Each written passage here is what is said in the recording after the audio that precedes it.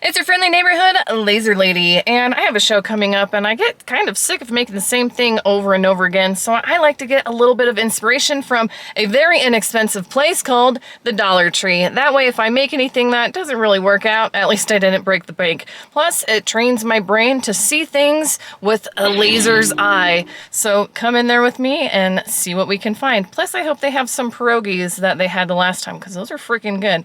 So let's get creative and head on in.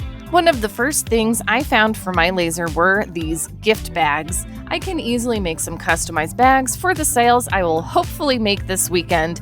Since it is just paper, I used some magnets to keep it flat and in place while it engraves. There is one trick to engraving paper that is usually my number one most asked question.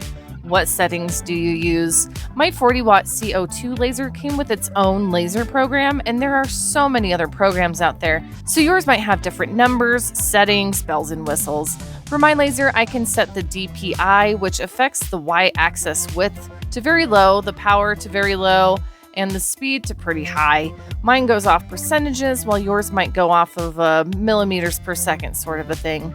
Nail down your settings with an old card or mail laying around. And now that this is engraved, I can give these out to my customers. Very impressive and pretty quick. Even though I really wish I could engrave a tumbler like this, I just don't have a rotary attachment. But no problemo, we'll just engrave these shot glasses instead.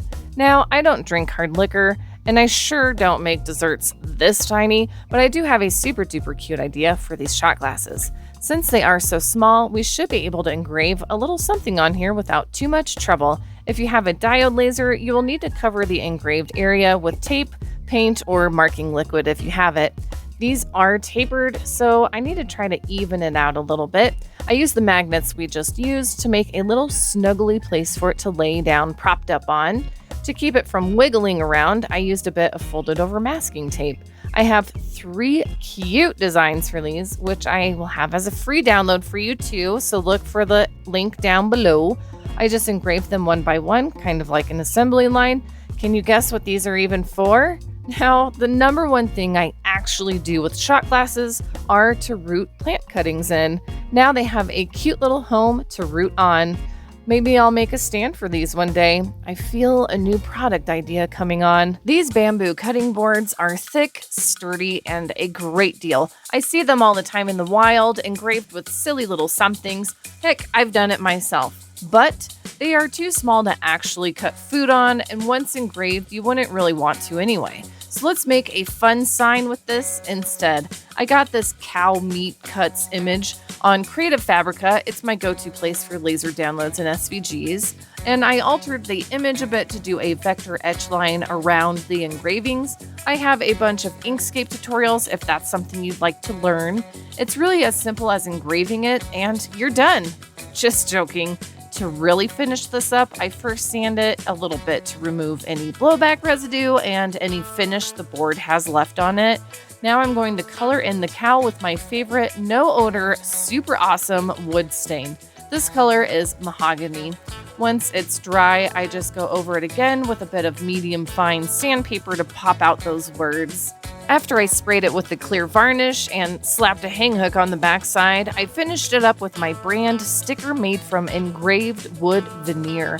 I think it turned out great. I am absolutely going to try to sell this at the event this weekend, but I have a question for you. How much would you sell it for? I am super curious to know how people price things, so let me know in the comments. Before the last project, I wanted to mention the 2 projects that totally failed. Hey, I'm just a real person. Not everything I think up of works. I wondered if I could laser cut this chalkboard because of its MDF core. Nope, don't do it. It was on fire a little bit. Now we know. Plus, it's a great time to say how important it really is to have proper airflow and fans, or else this could have been worse. Next, another cow. Holy cow, I spray painted it white, colored in some wild cow spots, and got to engraving. A couple minutes into engraving, I realized it should have said utterly insane instead of utterly insane. Whoops! Plus, the design would be better if the paint were darker. At least we tried. If we don't try, we don't get anywhere. I only lost out on about $2.50 with these, so not too bad. We'll recover. And I can't be upset because I did find those pierogies after all. Now, when I saw this cute metal mason jar stand, I struggled with what to do with it. Then I remembered not everything from the Dollar Tree needs to be the object we engrave or cut. We have these amazing machines, and if you're like me, a giant stack of acrylics to cut.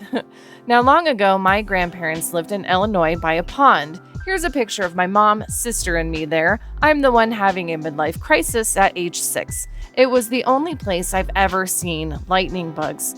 So for this mason jar stand, let's give it some lightning bug glam. I used acrylics from my favorite laser materials website, Craft Closet.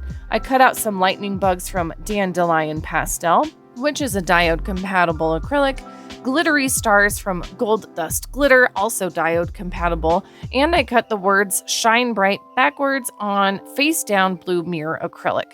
That one can't be cut with a diode laser, but they have a bunch of other materials that can be. I have all this as another free download for you if you like the design. Same link below, you'll find it in the comments too. Now to razzle dazzle this jar stand, I sanded it up so the pieces stick on there a bit better and to dull up the shine a bit, but that's totally optional. The glue I used was Gorilla Glue Contact Adhesive Clear Grip. Wow, that just rolls right out of the old mouth there. A little dab will do ya. I just randomly put on the little bits, thinking back to my first midlife crisis at my grandparents' house. Once dry, I picked out a ribbon for the top that really cutesies it all up. And that was from the Dollar Tree too. All done. What do you think? I've always liked the look of mixing and matching materials like this. It's super fun. There's always a lot to explore at the Dollar Tree. I think we got a few winners in this run. I have more inspiring laser adventures at the Dollar Tree in this playlist, or find out why I thought it was so important for me to put stain on that cutting board in this video. Happy crafting!